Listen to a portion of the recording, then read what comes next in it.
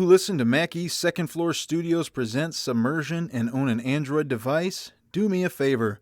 Go to the Google Play Store and download the Podcast Republic app. It's a fantastic app that allows you to get all of your favorite podcasts directly on your Android device. I use the app and I love it. I can search for the podcasts I want to listen to, select them as favorites, and have them all just a click away. Make sure to set Mac East Second Floor Studios as a favorite so you don't miss any of our new episodes. Again, the app is the Podcast Republic app, available on Android devices. Episode 18! Woo! Oh, yeah!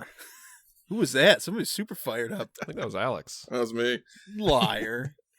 The mustard man. I think that's the most Ready for energetic it. I've ever seen Alex. You've never seen that guy at fast food hibachi in Kentucky, then? Oh, man, that was the best. He does love his Asian food.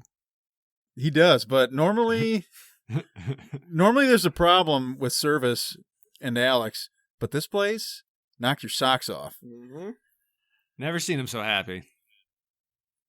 Smile ear to ear. It's like somebody just gave him a 5-gallon bucket of mustard. Ear or to something ear. like that. She said, Right. She said thank you for everything I said. Doesn't matter what I said.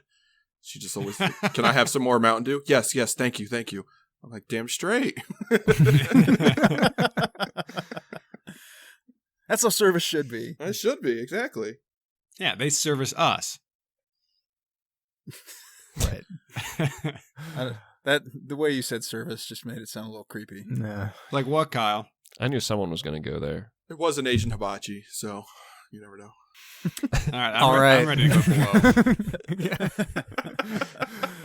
So, yeah, it's been a while since we've all been on a podcast together. So, what have people been up to? Just a few days. Yeah, literally just days ago.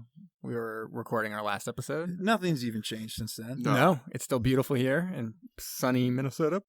My uncle got a pontoon boat, and I was given the opportunity to name it, and I'm probably going to be painting up the back of it with the name of it. So it's pretty big news. What are Have the you thought of options a for the name? name? Yeah. I did. We wanted to go with something classy and traditional.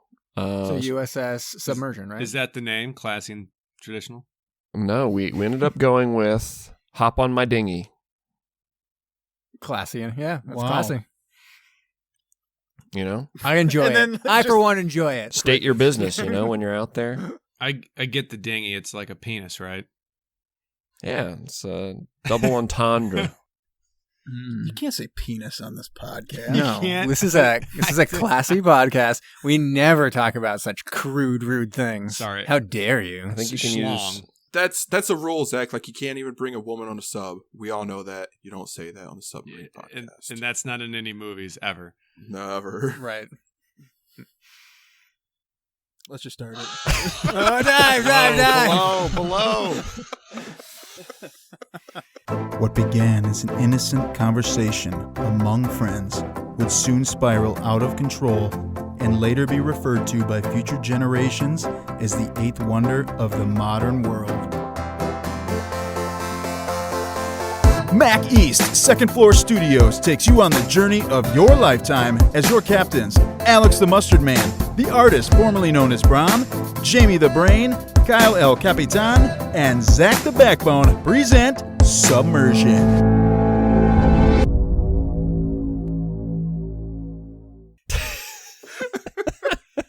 Figure we just cut that shit I short. don't know. The beginning was pretty rambling for this one. Yeah, We could have been a little tighter on that.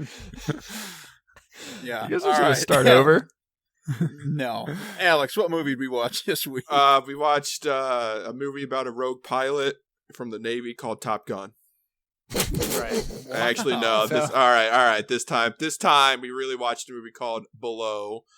And this is not to be confused with the movie Blow, starring Johnny Depp. This is the movie Blow. Yeah, Below. Blow. The movie Blow. Yeah, it's from 2002, set in World War II, and it is, amazing film. Oh, God. I got beer everywhere. From laughing? That Top Gun comment. It's gold. Just keep going with it. I got to clean this That's up. that's how I figured out the whole pretending like people in these movies pull their dicks out. Just like the rave reactions I got to it. Everyone was so happy with it. Yeah, we sent it to a test audience. They just couldn't get enough. Could not get enough. They were like, actually, could he mention dicks more? Mm-hmm. And I was like, I literally can't. And then the last one we sent was sending Mustard Man's comments about Top Gun, and as Brom just experienced, Through the roof. Yes. 10s across the board. I think it's I did my the same first joke spit last take. week. Yeah, I know. It was, yeah.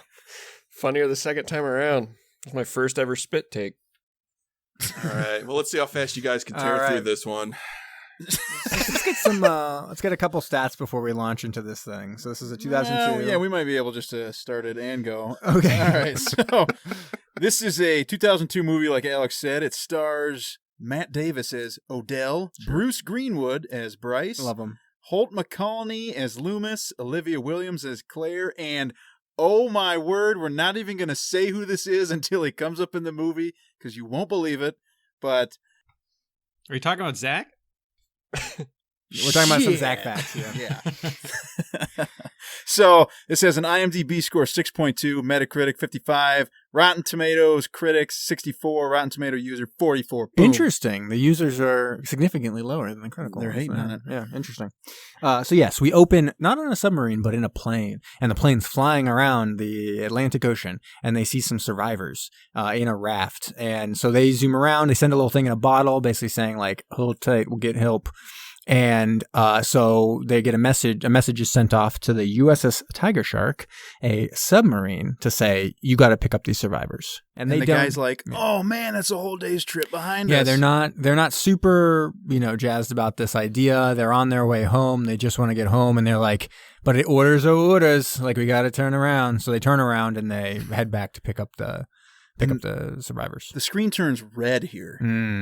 But then it also says, Foreshadowing. by the way, Atlantic Ocean, 1943. Yeah, 1943. I almost said 1843. Wait, what? Oh my God. And so they head out there. They pick up these survivors. One of them's burnt pretty badly. And then we have one with a broken leg. And then we have a lady doctor. Second movie in a row with a little lady doctor coming onto the boat. And we get a funny little scene. And this was written by Darren Aronofsky, who is quite famous, director and writer of things such as Working for a Dream and Black Swan and, Noah and Pi and all these movies. And an Ed Harris film. Yeah, well, we'll get to that. Oh, okay. But yeah, so his latest movie did feature Ed Harris, Mother, and it's got an exclamation point. You got to say it right. That's the name of the movie, Mother. That's a movie I watched on a plane. We talked about that last. Wow. And we'll talk about that later. Yeah. And so you get a little string of dialogue here that I actually thought was pretty interesting and clever, where they're kind of trying to convey to all the people on the submarine that there's a lady on board and you should be pretty excited and get those dicks prepared, except only the captain can have his dick out. You just gotta you gotta imply it if you're the rest of the crew, kind of. And so but as they go further back in the boat, it gets cruder and cruder. So first it's like we got 3 limeys on board and one's abroad and like all these things, and by the end it's like real kind of gross. He says, hey, we got 3 redcoats and a bleeder on board. Exactly. Yeah, it's like, all kinds of what? stuff. Yeah, so it basically descends, but it's basically showing how like at the front of the boat where you have all like the higher ranking people, it's kept on kind of, it's like just limey, whatever to say British people, and then about women just basically saying like broad. But as you go further deeper into like the torpedo area and the engine room in particular, it's like super crude. And so you see the change in attitude as you get further away. So they're trying to talk to them. And one of the survivors, basically the doctors like, don't talk to him. He's hurt and, just go to sleep. And the other guy is getting his leg fixed up. And they kind of ask what happened. And they're convinced that they were shot by a U-boat. And I go, I saw a U-boat on the bridge. What were you doing on the bridge? Well, I was grabbing a smoke and I saw this U-boat and then a torpedo hit us. And then we were the only ones who were able to kind of escape and survive after that happened.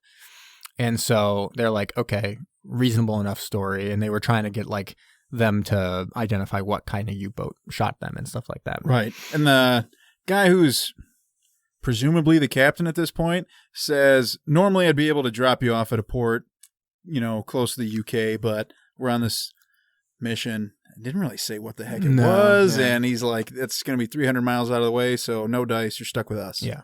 And then all of a sudden, they see that there's a German ship kind of steaming towards them. A destroyer is sighted. Oh, hold on. Right before this, that guy also says, by the way, don't fraternize too much with the guys on the boat because they can get a little weird. They get real weird. What do you mean, superstitious? He's like, no, weird. And then enters in Zach Galifianakis. Yeah, and he's like all dressed up, almost like a priest kind of. He's got all these like doodads that he gets out of Cracker Jacks and stuff. He's like a collector. And like he's explaining, or he's telling a story, a sci-fi story, a monster story to the crew. And the crew's kind of like, ooh, real spooked out. Just like we were real spookified by this movie that we watched. And so we get to see him kind of be weird. We do. Yeah. And then we get a guy doing some yo-yo tricks, which is the first time we've ever seen that. For sure. And then the U-boat shows mark it down. We'll mark it on our list of things we've seen. Yo-yo. So I got that bingo close. I'm pretty close to bingo now on my grid. I don't know about you guys. Yeah. And so, then they see that there's this destroyer kind of coming at them. So they dive real quick. Time to dive. And they dive, and they're being real quiet. And they run silent, and they run deep. This is a pretty cool scene, actually. Because of all the quietness? Well, just the quietness. You saw the dive go on. It was pretty cool, I thought. The dive you thought was cool looking? Yeah. You didn't think so? No. Wow. Okay. I thought it was way overuse of the computer graphics to the point where everything looked like shit. Wow. Maybe we watched on different things. Maybe. Did you watch the movie Below? Below, yeah. Or did you watch Blow with Johnny Depp? Johnny Depp, yeah. No, that's what we're talking about, right? Yeah. Yeah. The narco sub. Right. Anyways. And so they're running silent and running deep, and they're being real quiet, and they're like, we're totally going to vid these guys, no big deal. And then all of a sudden it's like, and there's like a record playing, and they run over real quick, and they stop this record. But it zooms in, it's like, this is Benny Goodman. Sing. Yeah, they got to show it for sure to make sure you know it, because for no reason, because it actually has no bearing on anything. It's not foreshadowing. It's not a hint at who the killer is or what's going on. Like, they didn't even want to use that song. One of the trivia is how they want to use a different song, but they couldn't. Wow. Yeah. I took note of that because I'm like, oh, they just zoomed in. That's going to be important. No, it's not. And so anyways, it's only important because in the end, they're trying to figure out who did it, right? They're trying to run silent, run deep, and they end up getting depth charged a whole bunch as a result of this. And if you noticed, in a string of movies that we watched, we didn't see any depth charges. I know. And now recently, it's just been like depth charge mania. It has been just nonstop. Yeah. Not upset about it. Right. And so they suffer a little bit of damage, and they keep on getting depth charged a little bit. But one of the things that kind of arises from this is they're wondering who played the song, and they realize that the prisoner that has been survivor that they picked up that wasn't being allowed to talk and was badly injured was actually German. Yep. And that's kind of revealed to them. And so they confront them, and they pull the doctor out of there, and it's like, who is this? Oh, he's a German prisoner of war, and she was part of one of her patients, and she just wanted him to survive because there's like so few people. All right, we'll just shoot him in the head. Right. So then Bruce Greenwood and Captain Bryce, I guess Captain, not really, foreshadowing, and gets in that room and basically has a gun. And I was like, I got a gun. And the German guy's like, well, I got a scalpel, and gets shot in the head. Mm-hmm. And so he dies, and everyone's horrified, and he's covered in blood, and he's like, next time you don't lie about this shit. And they get depth charge a bunch more or whatever, and they eventually figure out. Well, the captain starts resting, and all of a sudden the record player starts going again. Yeah. So there starts to be some real creepy things happen, and you think maybe the ghost is this ghost of this prisoner or whatever, but the woman doctor ends up kind of going into his room, the captain's room, and sees a log where it seems like the handwriting changed in the captain's log. And she sees a bunch of pictures and stuff as well of another person who seems to have been captain.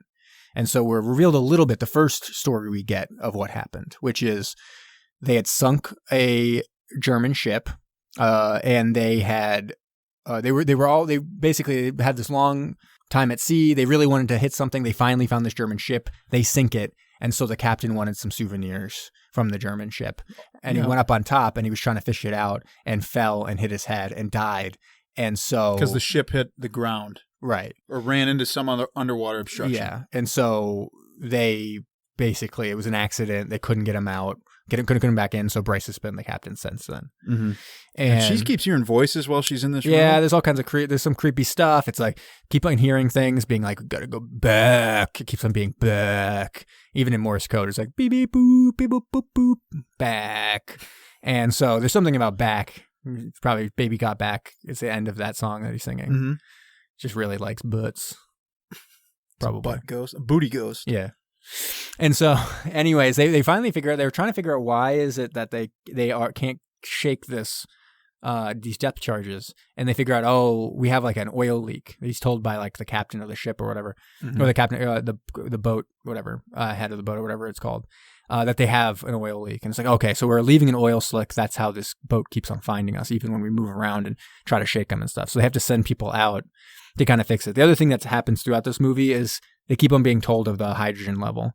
So it keeps on going up and up because they've got to vent their the air, and they got to kind of get to the surface because of the batteries. They're running on batteries, and it's getting really low oxygen and high hydrogen in the submarine as a result. Mm-hmm. So anyways, they go outside. A bunch of them are volunteers. So one of them is Zach Galifianakis.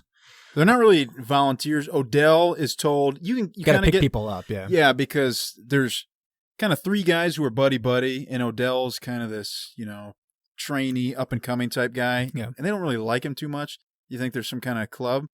So they say, you got to go out there and take volunteers. Yeah. So they take kind of this guy who is one of the rough people, who's kind of playing a prankster of sorts, and then Zach Galifianakis, and then the youngest of the officers. Mm-hmm. And so they go out and they split up trying to find this oil leak. But oh man, jump scare, manta rays. Oh yeah, I totally forgot about that because it wasn't particularly spooky. No, there's not a lot that's really spooky at all. No. And so they end up going around, they get into the ballast, and they are walking around. They're trying to find this oil slick. And Zach Galifianakis and the other guy are able to find it. He kind of puts his hands on the wall, and he finds it. It's like, okay, we're going to plug this up. And on the other side, they find a leak. So Odell and the young officer, they find a leak. But they're also having some conversation. They're talking about what's going on, and there's a new story. There's a different story that comes up of what actually happened. Right. Yeah. Well, because they say, they keep saying that we hit something and the captain fell off and hit his head. I don't remember ever hitting anything. Right. I didn't feel that. Right, but he also says that it wasn't that they were going out for souvenirs. There were survivors in boats, and that Captain Winters wanted to gun them. Right. So second movie in a row, we have that as well. Actually, there's been a bunch of movies that talk about gunning survivors. Yeah. And they said they all objected, all the officers, and in the end there was a bit of a struggle. And he fell off and hit his head and died. And to save his good name, they decided to brush it over in the way that they did, saying that he was going out for souvenirs. And there were no survivors. But in the end, they couldn't actually save anyone from it. Right. And so, that's actually one thing that I didn't even think about while watching is the story didn't make much sense because then they didn't rescue anyone. That's true. It's like they wanted to rescue survivors. No, he wanted to gun them. So what happened to them? Yeah. Oh, he just sailed away because our captain died. We couldn't it's like, decide. wait, what? So anyway, then he talks about the slipping. He's like, well, metal when it gets wet is super slippery. Anything And could happen. oh man. And so the guy who's up top climbing up to check something in the sub ends up dropping the sledgehammer, smoking the dude in the bottom. Odell, I think, drops the hammer. No. It's the opposite. So the young officer is clearly planning on having an accident happen and kill the young guy because he's asking too many questions. But then he sees a spookifying ghost who like totally scarifies his hair and it snares on end. And he's like, oh! And then he drops his he falls off and gets like messed up. That's right. Yeah. Okay. So it's So he was gonna kill the young guy, but then never got a chance because a spooky ghost made him real scared. Yes, it did. And then so they start screaming. They end up getting back inside the sub, and they're freaking out. And there's a great line here from Loomis. He just screams, "Roll some dicks and shut up!" And that's when the captain goes. Captain Bryce is like this, and everyone's like, "Oh yeah, that is why you became captain after Captain Winters." Because do you remember Captain Winters, Dick? Not so impressive. And everyone's like, "That's true. It wasn't very impressive." And so they're going to start heading back. They're like, time to go. They fix it. Oh, did you fix the oil? Like, despite everyone freaking out, they're like, did you fix it? And they're like, oh, actually, yeah, we did. Mm-hmm. Everything's fine. And so it's time to go back. But the captain of the boat, or the guy who takes care of the engine room or whatever, is like, we really need to take care of this, like, this high hydrogen content. Oh, no, sorry.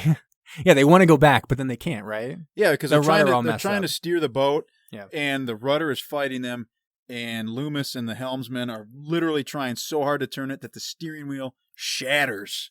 Yeah, and it turns on its own volition, turns completely around, and goes the opposite direction. It's not going home anymore. It's going kind of back the way they came. Whoa, did you just say Weird. back? Back. Where did we hear that one before? I don't know. My favorite thing about this is they keep on trying to explain it as some mechanical issue. They're like, it's just a mechanical issue. It's like when the boat turned itself around and then started going in a particular direction, exactly to the place where Right. you sunk a boat. And this is when the doctor even says, nobody wants to say it. I'll say it. This boat is haunted. Yeah. Ah! And so then because they want to try to fix the rudder so they could turn around, they're like, okay, the only line into the rudder, and we have to try to fix it, is all the way in the back. But all the way in the back, there's this really high hydrogen content. They're up to 15% or something like that. And so they're like, okay, be very careful because we don't want another Hindenburg accident. Am I right? It just happened a couple of decades ago. Everyone remembers this. It was a really big part of my life. Yeah. Yeah. And So anyway, then you also see other pieces. Well, they say, hey, it's not going to be a problem because we don't have to weld anything. yeah. But now you start seeing other members of the crew like Zach Galifianakis and other people, and they're talking about different conspiracy theories because they also can't slow the boat down. Yeah. They can't stop it. And so this is what made me think of Phantom. Yep. I had a strange thought. Take a number. Yeah, but this one's real creep show stuff. What if, when we took on that crowd ship, we didn't sink them? What if they sank us? Oh, that's a good twist. The scene cracked me up. I know. It's like, this is what we've been waiting for in a movie, is this. The end to just be like, this whole movie was bullshit. Nothing happened. They all just died in the beginning. You shouldn't even have watched it. It's meaningless. Like, cool. Yes. That's my favorite thing. I love watching movies that don't mean anything. And so they go all the way back in there, try to fix this thing, and the rudder. And in the process, like, all the lights are all getting all spooky. The doctor goes back into the Bryce's cabin, and there's like a ghost, a spooky ghost on the bed, kind of just like sleeping away. It's basically just snoozing. She didn't, at this point, she didn't even really care. Yeah. She just shined the light and it was gone. She's Yeah. like, whatever. And you can even see it. I actually did kind of like the effect where, like, when you shine light right on it, it was gone. When it was dark, you couldn't see it. But as the light went away, right on the cusp between darkness and light, you saw the ghost come back. And so, so all the lights go out and all this. Everyone's kind of like freaking out, and someone drops a light and kind of picks it back up. And because it's cracked the thing protecting the protective case, when he turns it back on, all the hydrogen lights up. So they're all sitting there, and Loomis is basically like, everything's fine, it's fine, don't worry about it, it's fine. And then they're like, wait, where's the crew? Like, the captain comes back and is like, where's my crew? Yeah. And then they open the door and everybody is burnt to a crisp. Just smoked. I mean, you didn't even hear an explosion. No. Everybody's just fried. Yeah, it just everyone's dead. It just burnt to a crisp. They get in, they see some crazy stuff. There's like a dead person who like is kind of alive and grabs the lady doctor and is like, you know, real spooky, but then turns out he's just dead and was never actually alive or whatever. Loomis keeps looking in this mirror, seeing that's himself kind of delayed. Like, yeah, it's a delayed mirror thing. So if you were to look away, it would look away maybe like 2 seconds later. Ooh. It's And real scary. And he was staring at this thing for a long time. And then a ghost face appeared and he took off. And he was like, time to get the fuck out of here. And I was interested here with just the accuracy of it, because he does get out on an escape tube. And I was wondering, did that type of submarine have one? I guess we probably won't know from this because it was a type of submarine that we've already done before for Subs Worldwide. So probably not going to be more information of the same thing. But I'd wonder if there was escape tubes on it. I didn't know. But anyways, he jumps into the escape tube, goes out without anything. He literally doesn't. He doesn't have any oxygen. Nothing. He doesn't have a suit on. He's like they're like 200 feet under the ocean. Like, he's gonna die anyways. Like, it's not a good thing. But then he swims up and just gets impaled by the submarine. I was like, well, it's unnecessary. He's going to die anyways. Right. There's no way he survives it. So. No. they're like convinced at this point that it's some kind of malediction that's taken over the submarine, and they're going back to whence the crime had occurred, when Winters had been killed. Because he never got to go down with the ship. Yeah, so that's what they're convinced of, even though the real story, and it gets revealed around now, is that it wasn't actually a German ship that they had sunk. Uh-oh. It was the Fort James, this British medical ship, which happened to look exactly like this German ship. Mm-hmm. And so they misidentified, like the Bryce, who was, I guess, the XO at that point, was the one who confirmed, yes, this is our target and we're going to sink it. And then they were the ones all involved in the sinking, but, sending off the torpedo, whatever. These 4 people, Captain Winters plus the 3. And when Captain Winters went up, he wanted to save the survivors, but the survivors were the only connection to say that they weren't sunk by a U-boat. And they were like, if we just fucking leave them, they'll all die. And we don't have to worry about it because everyone will just assume they died from a U-boat. And they're going to think they died from, even if they do have survivors, they'll think they died from a U-boat. So it's no big deal. Don't worry about it. Right. And so they killed Winters and just went back in. Yep. And that's basically the source of their misery, because Captain Winters was not too happy about that, apparently. No, and he's haunting the boat. I can't wait to find out who the real person is when they take off the mask of Captain Winters' ghost. And it's revealed to be those dastardly kids. Yeah. Oh, we would have gotten away with it, too, with those murders if it wasn't for you. A bunch of teenagers and a dog emerged. Yeah. We've been working on this the whole movie behind the scenes. Oh, you killed my whole crew. Literally, like 60 crew members. Yeah. And so anyways, they make their way back, and they have this whole contraption when they get to the point where they're got to the point where the boat wants to go. They're like, okay, we're going to set up this winch, and we're going to turn the thing, and we're going to release the valve, and we're going to shoot up to the top. And then they do the winch, and it totally breaks. But they still shoot up. And they shoot up anyways. Like a 70-degree angle. Wait, did the winch work, or was it the ghost? And then they're all congratulating the young guy. I'm like, I don't think he did anything. I think the ghost just brought that ship, the boat over up to the surface. And they get up and they see a boat coming their way. Mm-hmm. And at this point, Bryce, who's like a maniac, he's like polishing his shoes, like, la da da, it's fine. I'm having a grand old time. And everyone's like, all right, Bryce. Yeah. He emerges with a gun and he's like, we aren't doing anything. We're staying out of this.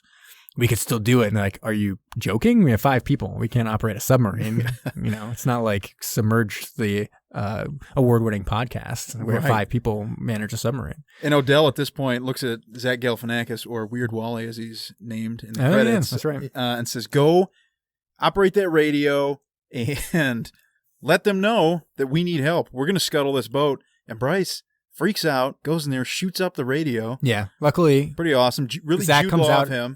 Yeah, that's true. Zach comes out unscathed. Our boy Zach. Mm-hmm. I know he's a listener. Love you, Zach.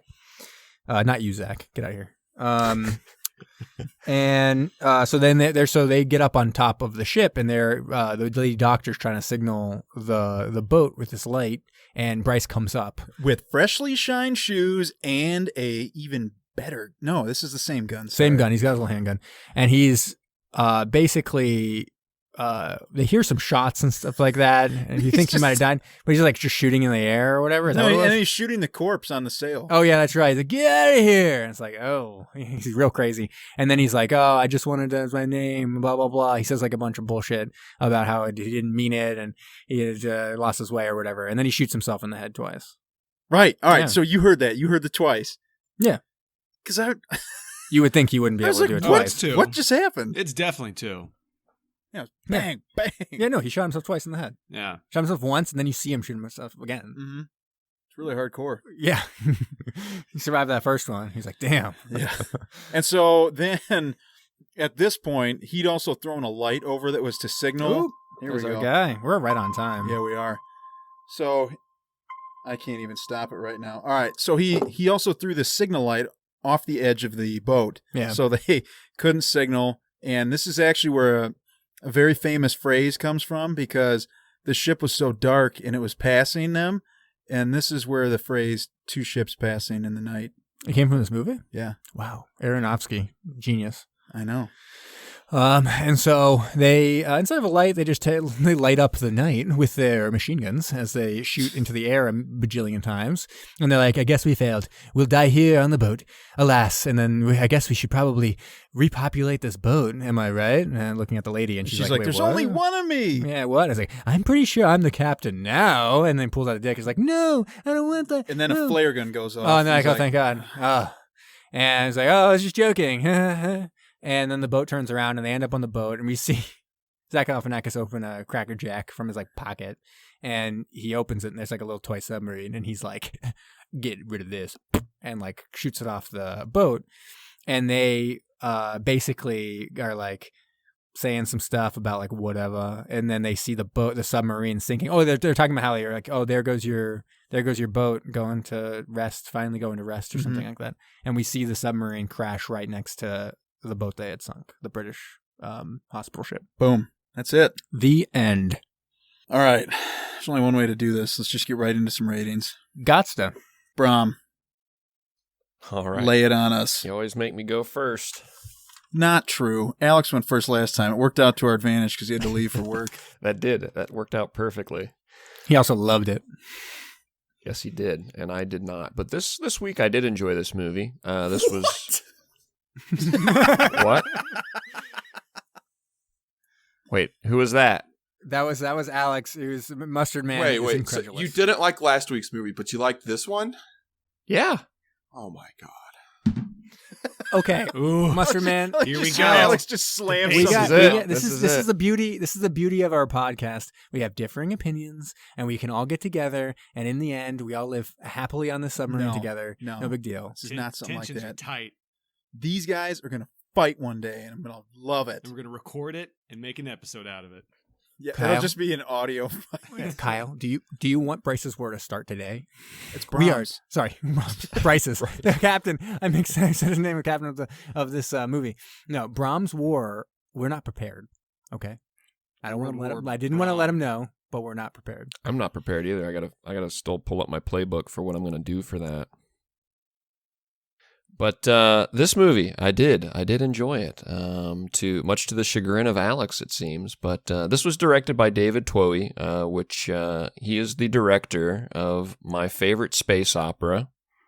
Not Star Wars, not Star Trek, not Firefly or Battlestar Galactica or Stargate or any of that. He is the director of the Chronicles of Riddick series. Yeah. Oh, the series. Black, You're saying the whole series. Yeah. I was trying to guess which one of the series you most liked. Pitch Black. Oh, there we go. I knew it. Yes, that's my favorite of the three live action ones, and then I think he also directed the animated one too. But regardless, this felt kind of like a Chronicles of Riddick movie in some ways. So I wasn't shocked when I saw that he directed it at the end of the movie. It was just really fun. It obviously wasn't a fantastic horror movie. It was pretty formulaic and had a kind of predictable twist. But it was fun and I enjoyed it. And as such, I'm going to give it a 6 3/4. Wow. I think I'm just going to jump in real quick. Calling it predictable may be an understatement. Yeah, it was extremely predictable. Whatever word in the English dictionary is suitable for that, I'll leave to you guys. But yeah, it was. I definitely saw it coming from a mile away, which is typically not my strong suit. But you nailed this one. Nailed it. You could be a film director, writer. Alex, tell Brom what you feel. I hated it. This was such a bad movie. It is the second worst movie that we have watched and reviewed, in my opinion.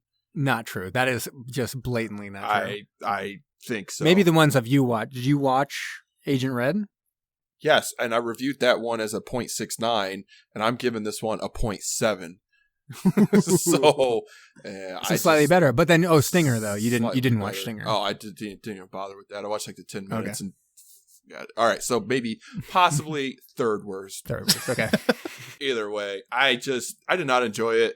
I stopped it 3 or 4 times, did something else for an hour or two, came back to it just to chew jerked off. It. You're saying you jerked off several times. Oh, well, I had it going while I was working, so it's probably working. You jerk off at work? That's weird. Ew. Anyways, the movie sucks. That's all I got. Stop him dead in the tracks. Okay. Zach, how about you? Well, I had a nice little peaceful dinner with our little buddy Alex over there tonight, where he kind of gave me his summary of the movie. Oh, well, spoiler alerts. Did you actually watch it? And I came back home and I kind of sped through it. Oh, no. I did watch them. My favorite scene, though, was when they were talking about maybe they're dead. That part cracked me up. Other than that, I didn't like it. The entire second, the last final chapter, it was just dumb. He got on the top of the sub, was just screaming, shot himself. Then they showed him with blood on the left side of his head, and then they just shot him again. And then it just ended, and they were just watching the sub sink in the sunset. I don't know. The one scene I watched that made me laugh, I'll give this movie a 2. All right. Wow.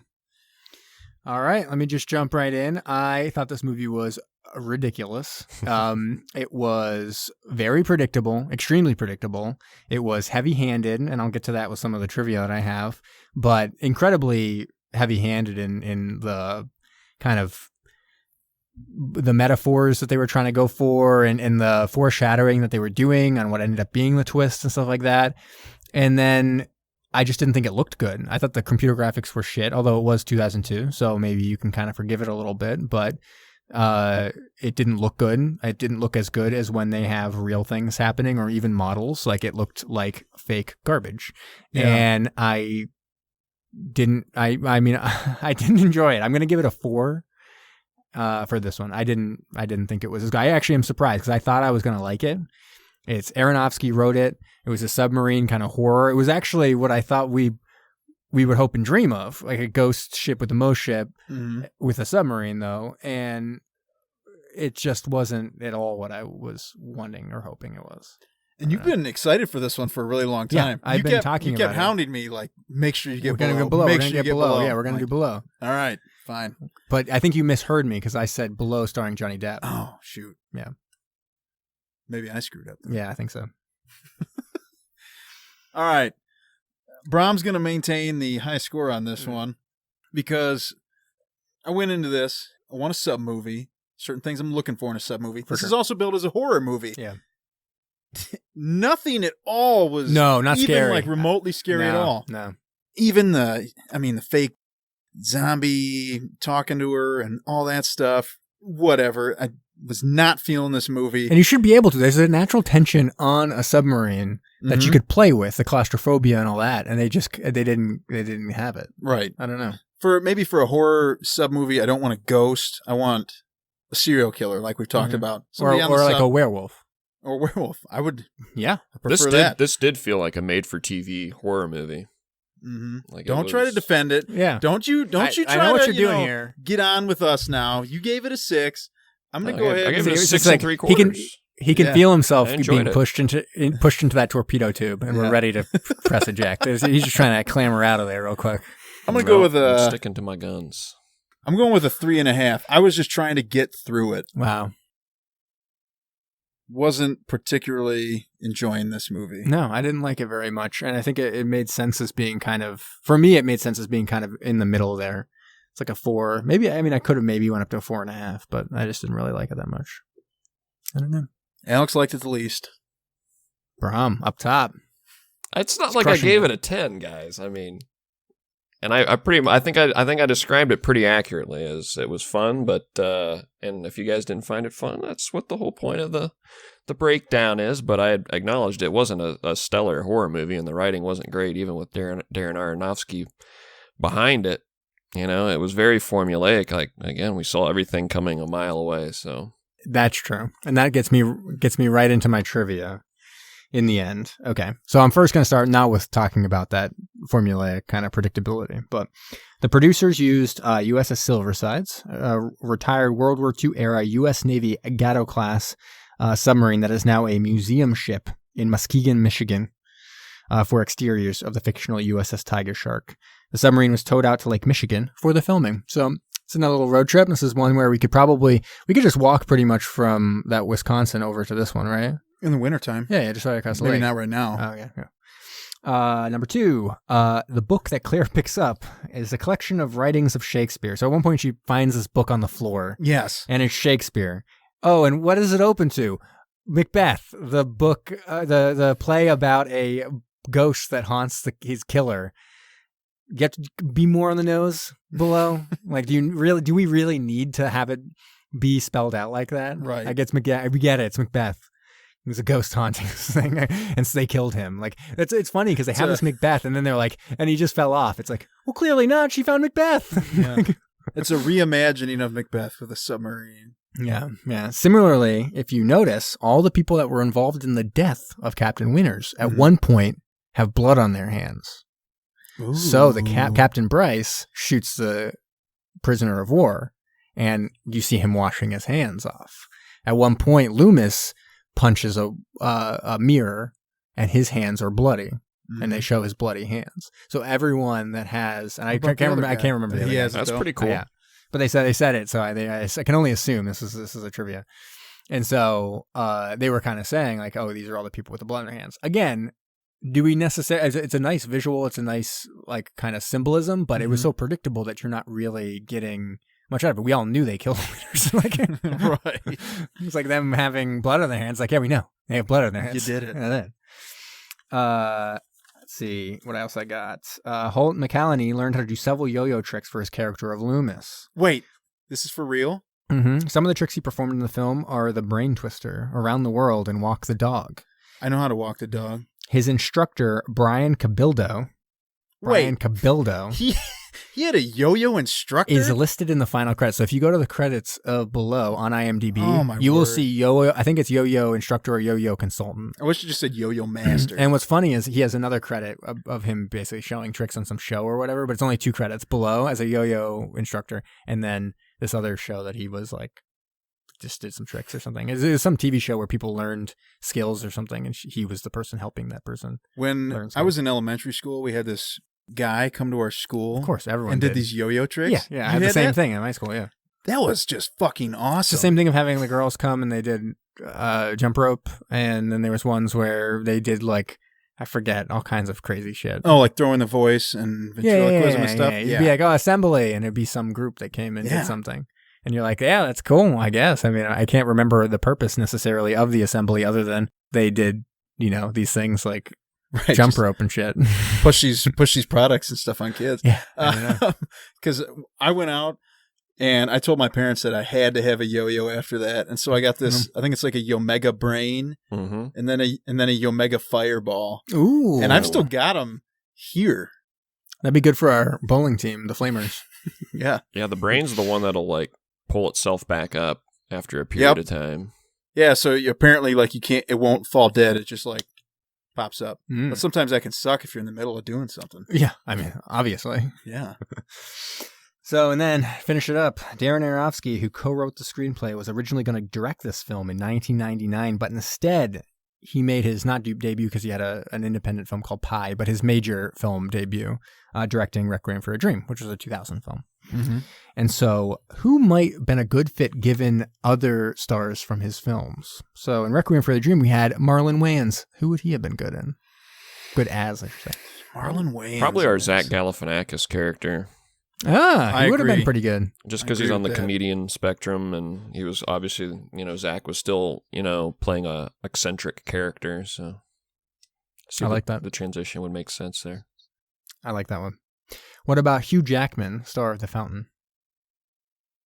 He kind of looks sort of like build wise. He kind of has the macho look to him, like Holt McCallany probably could have been. Loomis. The Loomis guy. Yeah. I mean, did any of the characters, if you remember, did they ever dance and sing? Because I know he loves doing that shit. There was no dance. No. There was no dance numbers in this one, right? Nope. No, not like. You would never see Murphy's War. Hugh Jackman smash a record or anything like that. No, he loves them too. He cherishes them too much. Yes. All right. So what about Mickey Rourke, the wrestler? Who would I want him as? See, I feel like young Mickey Rourke, he's like the jokester, the guy who survives and was one of the jokesters. He kind of got that rough around the edges. Or he could be that rugged. He could be the guy who's always like talking sense into people. You know, the guy who gets like burnt to a crisp. Oh, sure. Kind of the I don't know what the term is. I keep on saying captain of the boat. That doesn't make sense. No, he's not the captain. Right. He's not the captain of the boat, but you know what I mean? He's like the guy who kind of takes care of shit. And he's kind of usually older character. Yeah, and I guess if he was like that big, swollen, weird, muscly, he could have been Loomis. Loomis was kind of a weird and then big guy. I'd put Hugh Jackman as Bryce. There we go. What about Natalie Portman, Black Swan? I mean, the only female role, right? That's so sexist, Zach. Yeah, I was going to say, sexist. Hey, I'm with you, Zach. I No. think it makes the most sense. No, I'm saying the main character and hero, Natalie Portman, because I respect women. Russell Crowe from Noah. All right. From Noah. What you got to say like that? Russell Crowe is great. And I heard that movie was not. But, man, Russell Crowe. I'd want him as Bryce, I guess. Yeah. Get Hugh Jackman out of here. You could probably do the British guy. He could have done the British guy. He's real good at But it would have been such voices. a weird role. He's Australian, so he's close. Is that Russell Crowe in this like minor role? Maybe Captain Winters, but they expand the role, so it's more like a ghost that's actually there and like talks and does all kinds of Choking stuff. people and out. emotes. Oh yeah. Because he would have already done Gladiator by this point. Right, for sure. Actually, maybe he just kills everyone on the boat, and then we spend like the next half hour with him just on the boat as a ghost. What do you think? Just doing ghost things Yeah. on the boat. It's like, He's like trying to jump out and scare like a dead body. He's like, oh, I already got that guy. And he's just possessing all the dead bodies around, and they're like kind of like all crazy, like dancing around. Yeah. He's like, that was fun for a second, I guess. He's like, shit, how do I get out of here? And what about our boy Ed Harris, who is actually in Mother? Ed Harris. I've said this before, but I would want to see him as every single character in the entire movie. Yeah, I would like him. Whichever character would be shirtless the most. Probably Loomis. We saw Loomis's ass. Oh yeah, he was naked at one point. Yeah. Ed Harris is Loomis. Yep. He's kind of a bad guy. He can't be a bad guy. I respect him too much. We've already He's talked a hero. about this. Like just last week we talked about this. He's a hero. He's a hero in my book. Have you never All seen day, every History day. of Violence? Yeah, he's a good guy, right? I don't think so. Every movie I see him in, I take the other side. So Geostorm, yeah, basically he was going for world peace in Geostorm. He wanted to destroy all of our enemies of America using the weather, and we would emerge the greater power. It makes sense, guys. And peace is worth 2 billion people dead. That's what I'm saying. And that's what Ed Harris told me. And so I believe it. Right? Wait. Wasn't Ed Harris the blatant villain in the National Treasure sequel? Was he in National Treasure? The sequel? Because he dies at the end. Spoiler alert. I don't even remember. He was in another Nicolas Cage movie as the bad guy. I know he was in The Rock. Oh, love it. And he was a But good guy in that. National one for Treasure sure. 2 was, he was the sequel. I'm almost positive. 99% sure. Guys, Bruce He's a villain. Greenwood was in that same movie. Oh yeah, Bruce Greenwood was the president in National Treasure, the second one. Oh my word. Oh! Yeah. I don't think he was in National. Yes, he was. I didn't even remember. I've seen that movie. Granddaddy Harvey was in the Keitel? Civil Yeah. War. Yeah. So he was obviously the good guy in that movie. And Bruce Greenwood. Well, he does die at the end. Yeah, because that's a real tragic. Saving It's a him. tragic scene of loss. The It's water's the same thing. It's like coming up on him. It's like in The Rock when he's like, I'm going to launch this chemical attack on San Francisco. It's like, yeah, because it's in protest, so I understand and I still love you, Ed Harris. And why are these people trying to stop him? Anyways, he's always a good guy. It's great. And I guess I'll finish up with Phantom Zone. Engage the Phantom. Phantom's engaged, sir. So going into this, I was like, God, I hope this doesn't take too long. I hope I don't have to search through too many people to find this Phantom Zone because it's basically about time for me to go to record this podcast, and I still haven't done this. And then I looked at the first person, Matthew Davis, who plays Odell, and right there in his credits, he's in Pearl Harbor, which stars our boy, Willie Fichtner, who is in Phantom Zone. It was a Christmas miracle, my friends, as I emerged victorious once again in my Phantom Zone on the first thing I clicked. And I didn't have to think at all. I didn't have to do anything, really. And I even, for a second, I was like, well, that was too easy. Maybe I should find a different path. And I looked around for a second and I was like, nah, this is too much work. And I stopped. and then I was like, this is great. This is perfect. Yeah. It's like a little anecdote I could say on the podcast, too. That's amazing. Yeah. That was super short. And then I had, like, all this time to masturbate. What? That's why you're so sweaty when you came over here.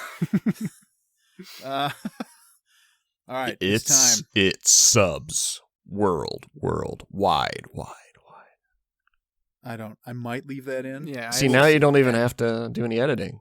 It'll be redundant a little bit. Just release the damn thing. I like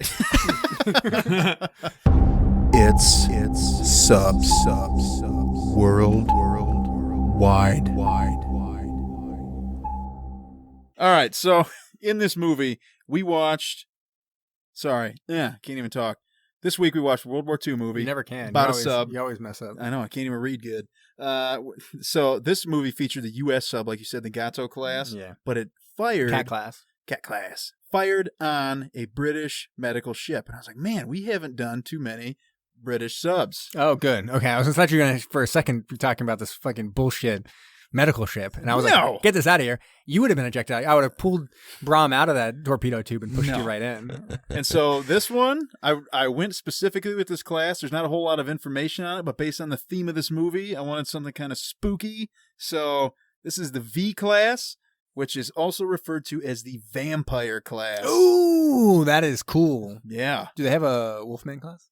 Yeah, I wish they did. I hope they do. A Frankenstein class. It's just all pieced together out of this. Frankenstein's monster, right? Oh, sorry. Yeah. That'd be way too long on a sub. Why is Dr. Frankenstein scary? Other than his moral compass is a little askew.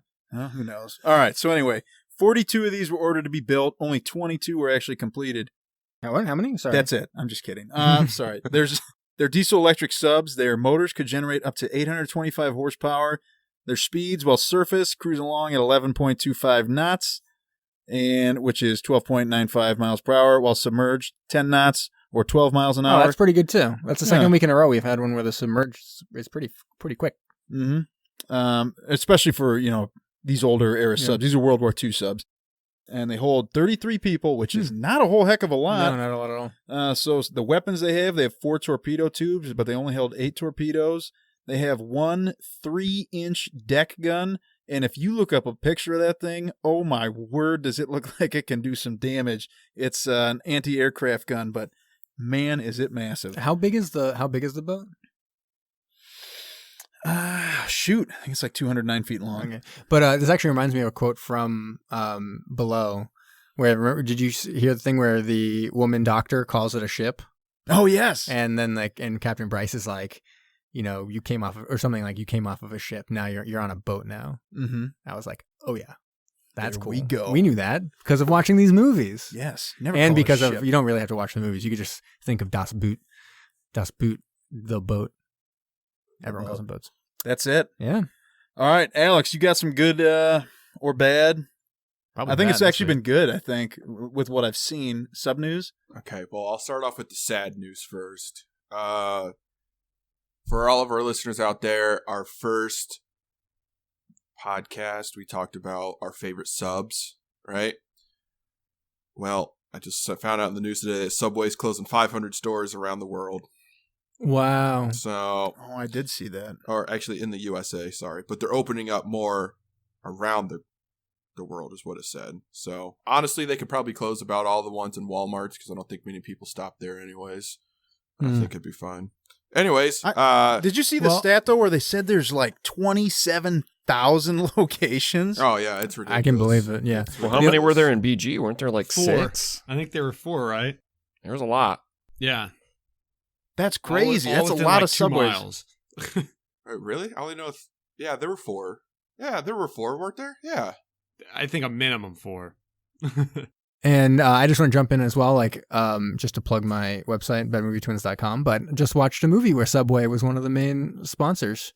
Meet the Spartans, the spoof movie. Oh, that movie is so bad. Yeah, it's a pile of dog shit. It got pushed slowly into my face. I had to enjoy that dog shit for 80 minutes. But in the very beginning, they had King Leonidas, who during his growing up period, he had to go into the wilds and kind of survive. And part of his survival, apparently, was eating some Subway sandwiches. And that was the joke. The joke was that he was eating a Subway sandwich and he was unhappy that it didn't have mayo on it. Or that it had mayo on it. I was forced to see that movie in theaters. Luckily, it was in Bowling Green, what we were just talking about, but so it was super cheap. But oh my God, that movie Which sucked. movie? Meet the Spartans. Jinx. I'll owe you a Coke. Meet the Spartans. I never saw it. Not a sponsor. It's a 300 parody movie, and it's horrible. And I'm sorry I stepped in on Mustard Man's segment because now we've kind of derailed it. Yeah, all right, sorry. More news, Alex. Okay, and to put an end to another news article that we've talked about over now again, the Danish submarine guy that killed the poor journalist, I guess his name's Peter, they finally sentenced him, life in prison. Life in prison, baby. It's pretty evident that he had done it. Personally, he probably should get the death penalty for this one because it's pretty calculated, if you ask me. But that's how they do it over in Europe, so that's fine. I was actually surprised they even have life in prison, but apparently, and it's pretty rare for someone who is up for murder to end up with life in prison. It seems to be reserved for like terrorist attacks or something. I don't even know, but they said it was rare. It was a surprise that he actually ended up even getting life in prison. I think part of it was that he was deemed sane, so they wouldn't have been able to do the whole insanity thing where they keep him in. Well, I mean, he calculated it out so well and lied every step of the way. I'm really surprised he's still alive. So, no kidding, because he even said, "Oh, she died of natural causes. I only cut up her body so I could pick it up out of here." Like, you don't do that. No, not at Nobody all. does that. We're anti-murder here on Submersion. We shouldn't go into too many details because we don't want to give Brom ideas for his war. Oh, true. And then last thing, I found a pretty interesting article here that was actually written by Representative Rob Whitman, who turns out he's a Republican from Virginia. And this is in Politico. If you may recall a couple news articles ago that I read, I was talking about how Trump had made sure to include more money in for submarines, and it got passed as part of the budget. This article, however, takes a different turn, saying that we are still dangerously short on submarines. Claims that we only have 52 submarines right now, and that he believes there should be 66. And I thought this was kind of strange because I also had another article before where it said who would win, and this article is clearly putting America against Chinese subs and Russian subs for no reason. It's just basing it off of numbers, where I've read other articles that says it doesn't matter, our submarines will still win out in the long run. He still thinks that it's a little too short. So I thought that was kind of strange to read that. I wasn't 100% sure why, but then when I looked into it, like I said, he's from Virginia. And do you know where the Virginia-class submarines are made? Is it Virginia? Virginia, exactly. So I think he's just doing this just to try to bring more money to his constituents. That's why they call me the brain. Yeah. Honestly, 1 out of 50. Honestly, I really didn't like the I really didn't like the article because everything else I've read says that we're still best of the best, and he's over here complaining, and it sounds like he wants to spend money for no reason, which does not seem to be very Republican way. So hold on, Alex. I'm making this in Minnesota. No reason they're building subs. No, there's a reason. We've already got the best of the best. That's what I'm saying. It's spending money that we don't need to because we're already top. I don't know. I think you're right, though. They got to spread that wealth around. I think every state in the union should be required to make a submarine. There you go. I like that. 50 subs. I like that. Here's the Wyoming class. How the hell do we get it to the ocean? This is beautiful, guys. It's 900 feet long, and look at those torpedo tubes. But how the fuck are we getting us out of here? It's like in a tiny lake. So if the representative would like to come and talk and defend his position, we'd be more than happy to listen to it. All right. Get in contact with him. All right, we'll do. That's all I got. Nothing too crazy going on since the other day. Mr. Brom. You got a list? All right. I do. Got a very special countdown tonight. We'll see if this countdown's good enough to get you out of that torpedo tube. I know. I got to get off the hot seat or the torpedo tube, I guess. So we're going to play a game tonight. Hopefully this spices it up a little bit, gets everybody a little... Gets the juices flowing. Everybody sounds a little quiet tonight. You know, is it a sexy game? Sounds like you're describing a sexy game. It is a sexy game. Ooh. I don't want. Jamie and I are sitting like a foot and a half apart, man. I'm actually. I record these on Kyle's lap. Yeah, it's so small in this room. Well, Kyle, sorry to hear that, but you will recognize the name of this game. It's called What Would It Take? This is something we were talking about in a group chat earlier this week. And we've got a sub edition of What Would It Take, all right? Loving it. Go ahead. What did you say? I said I'm loving it. Okay, so if you or Jamie, who was not in the group chat, or one of our listeners, then quick explanation. This is a pilot concept for a potential sister podcast someday, and basically we're going to take a scenario or challenge and ascertain just how much someone would have to pay us to carry it out. All right. So I've got 3 things. All right, it's going to be a little countdown, and it's going to tick up here, and it's going to get more and more challenging. So the 3 trials and tribulations will get progressively more challenging, and as a result, more valuable. All right. So number 3, we'll see if everybody's on the ship with us here. You will spend 1 week on a modern-day submarine patrol from Washington State to Southern California as a nub, non-useful body. Learned that from Eric. You have no responsibilities and will be provided food, beverage, and alcohol if you so choose, and will be accompanied by your fellow co-host should they choose to attend. What would it take, boys? And / what would you pay to actually join on this one? I was actually going to say, yeah. I would pay to they do were this. Paying something for this? I'm confused. That's kind of what I was thinking. I'd 10 pay. days? 10. It sounds like a 10-day all-inclusive sub trip. I know. I was going to say, I'm trying to calculate like almost staying in a hotel. Yeah. I'd probably value this about $2,500. Wow. I would go a little under that. I would say. It's 10 days, though. I know. But I would still say maybe $1,750. I'm saying. I'd do it for free. Oh, so you're not going to pay anything? Even $1? No, I don't want to pay anything. But if they give it to me, I'll take it. Then I might sell my seat. To one of us. Yeah, you turn around, yeah, Kyle. You guys, $2,500. Yeah. Kyle's Hey, how's valuing that it sub at trip? $2,000 over there. I'm in Jamaica. How's that sub? Yeah. I think I'd do it for $1,500 for the experience. All right. Alex, how about you? I was going to say 1,500 as well. Yeah. It's pretty All right. low. We're in on that. Sounds like we're at least all going on it. Number 2, this was inspired by one of Zach's what would it takes? What would it take to get the Submersion logo tattooed as a tramp stamp so the periscope peeks out just above your jeans?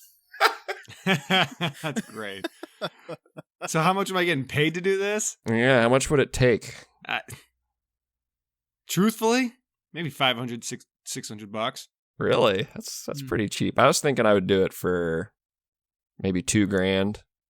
This is not something I would do. No, Come on, you have for to put any amount some of money, dollar amount. there's got to be You have to put some dollar amount. $700,000. Wow. It's just a tattoo on a body. That's more money than what this movie made. It is. That's the funny thing. Oh man, I'm not a tattoo guy. I'm not gonna get a tattoo. This would be my first one, so I would put a very hefty price on it. It'd have to be not as high as Jamie, but it'd be at least $2,500. No, sorry. Sorry, $250,000. Kyle, you're saying if someone offered you $200,000, you wouldn't get it for the memory of having your own podcast?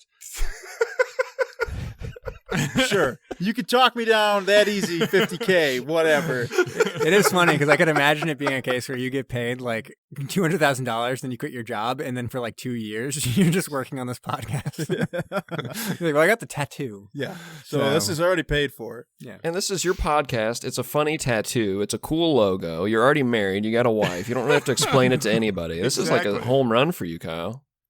Exactly. That's true. All right. Get a GoFundMe going. The listeners, do it. Go hashtag Kyle's tramp stamp. You guys are way less. They'll get you guys for sure. I would do this. It's somewhere in that like $2,000 to $5,000 range. If you honestly raise it, I would totally do it. What's the last one? Is it even worse? You said it's going to get worse. Yes, it gets more challenging here. Number 1, the year is 2020. Submersion, the podcast, is wildly popular. Obviously. The USO makes an offer to you and your fellow co-host to entertain our troops on a 60-day submarine tour of duty in the Pacific Ocean. You will be joined by Ed Harris, Viggo Mortensen, Madonna, Sean William Scott, and Harrison Ford, and will be treated daily to the musical stylings of Bon Jovi. Gentlemen, what would it take? Free. Dude, I love Sean William Scott. Are you kidding me? Everybody This sounds else- like a blast. 60 days, Scott though? is like, my God. Did Is you this see like a Harrison Bob Hope? Ford? Is this Harrison like a Bob Ford. Hope kind of thing where we go out there and make jokes and have a golf club with us the whole time? Or Yeah, what? you just hang out with the troops for 60 days. Oh, Easy. Free. Easy. You got to put Yeah. your life aside, though. Free. I was gonna say the wifey's gonna be a little concerned about that 60-day. That's a once in a lifetime opportunity. The wife should It is. understand. Put That in is true. sabbatical from work. You just like literally fist bumping with Ed Harris all day, every day. You wake up, what's up, Eddie? And then fist bump. You guys go down to Well, the he didn't tell galley. you, but this is 2020, right? 2019, Ed Harris dies. Oh, gosh. So it's a real rough Plot go. twist. So it's 60 days at Bernie's with Ed Harris? Yeah, and you're sharing a bunk. Whoa. How do you think you got on the sub? You had Ed Harris around your arm, and you're like, no, he's just real sleepy. I'm his nurse. And you're on that sub. Oh, that takes a dark turn. Yeah. I gotta say though, guys, I'm surprised here. And the USO is, we're in a contract with them, so we should be milking them for what they're worth. I don't know why we'd be doing it for free. If they're floating everything, oh yeah. They got to do 100,000 donation to the charity of my choosing. Fuck, I just take money. And the charity is my bank account. Am I right? All right, guys. Well, that was our special countdown. I liked it. What would it take? Submarine edition. I liked Good it. stuff. I liked it, yeah. Alrighty. Clearly, we're all ready to just get on With deceased Ed Harris. Rest in peace. Dude, taking shots with Harrison Ford. That guy knows how to party. Yeah. You seen him? Bon Jovi playing on a sub. Live so it. loud. God. I kind of thought that was gonna be a drawback, like daily Bon Jovi performances. Oh, come on. Living on a Prayer every single day. Don't you remember at the bar when that would come on and it's just amazing? It'd be that every day until you get into active combat. That'd be hardcore. He's still doing it, though. Yeah. Like, Bond, shut up. We're in the middle of a We know we're firefight. living on a prayer. Yeah. It's active combat. There's a sub firing at us right now. Alrighty. It's my favorite segment. This is when you're going down. You get a little bit of those Zac Facts. Zac Facts, it's Zac Facts. When you're going down, get some Zac Facts when you're going down. Uh-oh. Are we saying we're ready? Oh, we're ready. Ready? Yes. We're ready. Okay. Sure, just do it. Zac Facts, Below, a 2002 film. We got a lot of facts tonight. We got 38 facts. Wow. That's a Zac Fact. Oh, you got me. All right. Fact number 1. The prisoner of war in the movie was an actual prisoner of war. They found him floating in the water. What war would that have been? The War on Terror? Yes. Yeah, it would have been. That Yeah. spreads worldwide, Ben. Actually, no, it would have been kind of in between. Oh, no, War on Terror would have started by then, yeah, Mhm. in Afghanistan. Next fact. Time magazine said Below was the most accurate portrayal of a World War II event ever. I believe it. You look at something like Saving Private Ryan, Yeah, you get outta think, here. how the heck? That's not real at all. Dunkirk? No way. Give me Below. One movie critic predicted that Below would make more money in 2002 than Lord of the Rings: The Two Towers did. That critic was fired. No, I thought you said I quit. It was right. Alex, how much money did this movie make again? Like 600,000. And how much was the budget? Like 40 million. $40 million. Yeah. Oh, It sounds like a financial scam. Yeah. It really sounds like they were like, oh shit, we're not gonna make any money off this. How much did it cost again? And they looked at their ledger and it was like $9 million. Like $40 million. And they were like, okay, I guess you don't pay taxes for the next 8 years. All right, here's another fact for you, for all you fact fans out there. Because of the film, the third most popular baby's name in 2002 was Below.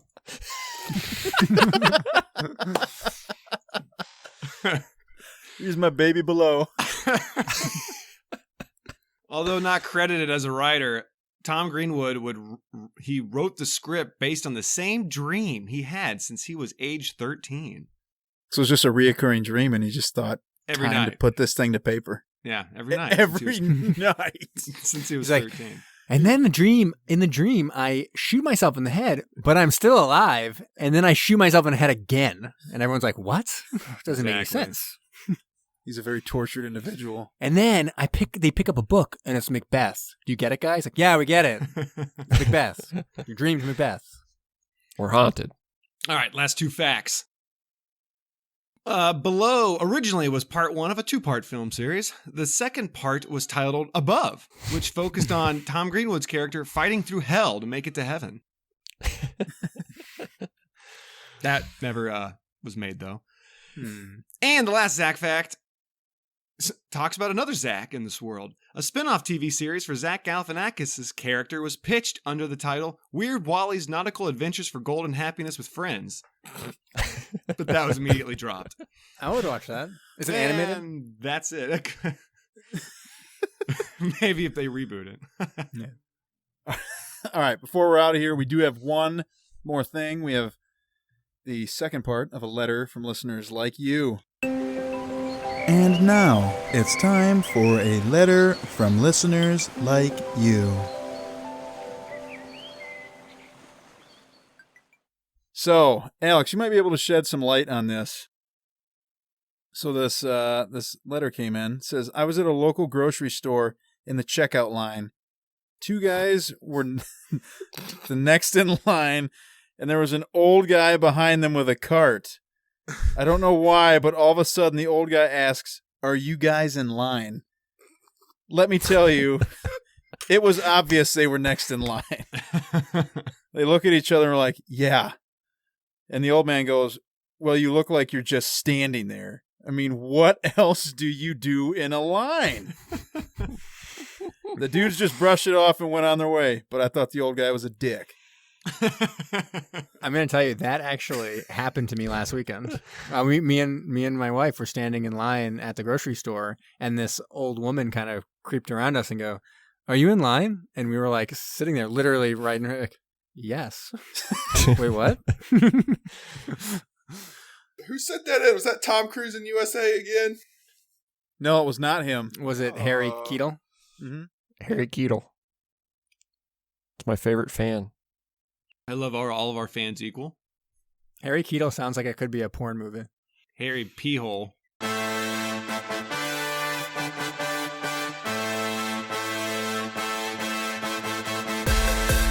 Thanks for listening to Submersion. Find us on SoundCloud and follow us on Facebook, Instagram, and Twitter. Can't get enough of us? Don't forget to subscribe for new episodes every Thursday. And if you like what you heard, please go ahead and give us a rating.